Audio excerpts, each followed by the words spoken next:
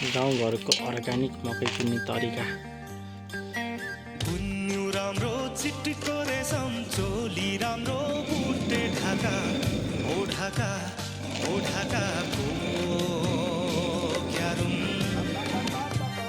Finally यस्तो भइसकेको छ, देख्न सक्नुहुन्छ यी राम्रो चिट्टो रेशम चोली राम्रो बुटे ढाकाको मोहनी लौ च्याट्टे हजुर तिम्रै आँखाको क्यारुम। सक्नुहुन्छ यो जाताले मजाले कसरी पिनिरहेको छ।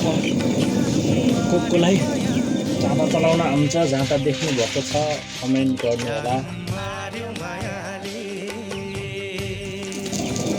कसले अनि सातु हान्नुभएको छ कमेन्ट गर्नु होला।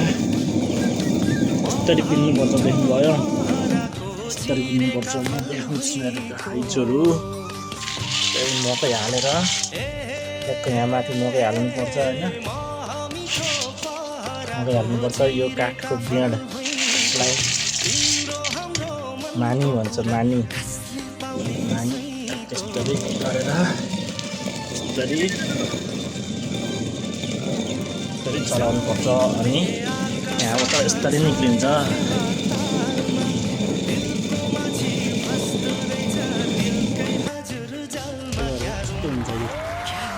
ढिलो हुन्छ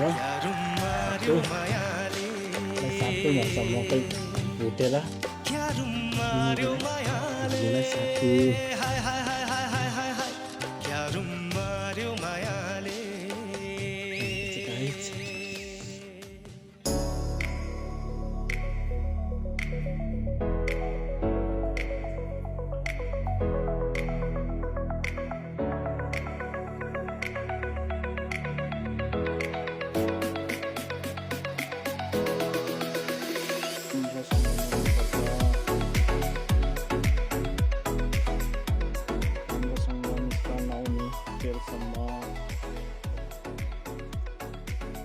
सातु हान्नु गाइज, सातु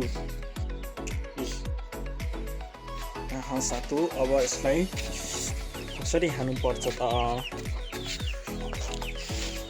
सातु